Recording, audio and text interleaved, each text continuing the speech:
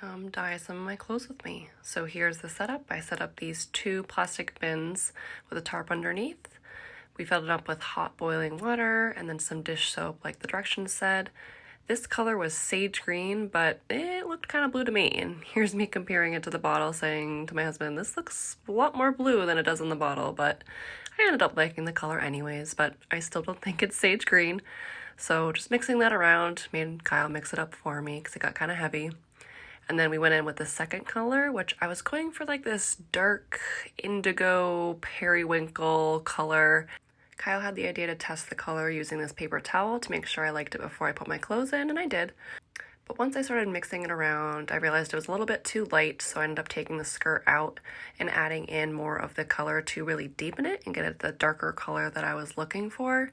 So I'm just mixing that around and then adding the clothes back in. This was a dress that I was so excited about. This turned out to be my favorite piece that I dyed. So I just made sure to mix that all around really thoroughly and not let the dye sit too long to avoid any streaking or uneven dyes. Here's an up close of both colors. The directions said to mix this around for 30 to 60 minutes, so I did that. And then to rinse it off, I just did it in the backyard with the hose. So what I did is I filled up the bucket with the water from the hose and just kind of rinsed it around until the water ran fairly clear. I did have to do this about 3 or 4 times till I got the clear water. And here is the results when they were wet. So here is that sage green dye that I used. I did a sweater, and this was actually my rehearsal dinner dress that I wanted to wear again, so I wanted to dye it. I still think it looks pretty blue, but I like the color. And then here is that dark indigo. This was a turtleneck that had a stain on it that I wanted to dye.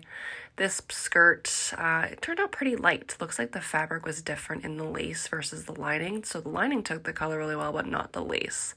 And this was the dress I was most excited about. This also had a small stain on it, so I wanted to dye it, and I was really happy with this color. And here is it all dry. It did end up looking more green once it was dry. Here is that sweatshirt again, and my rehearsal dinner dress, and I'm excited I'll get to be able to wear this again to other events. And I like the color. It turned out pretty even, actually. This is that turtleneck. Got a lot lighter when it went through the wash, but again, I was pretty happy that it wasn't too patchy. The dye really came out of this skirt. It was still kind of a light lavender, but I think I might use the synthetic Rite dye and try it again. And then this, oh, I was so happy with this. Look at this color. This is exactly what I was envisioning in my head, and I was so happy about this. I cannot wait to wear it.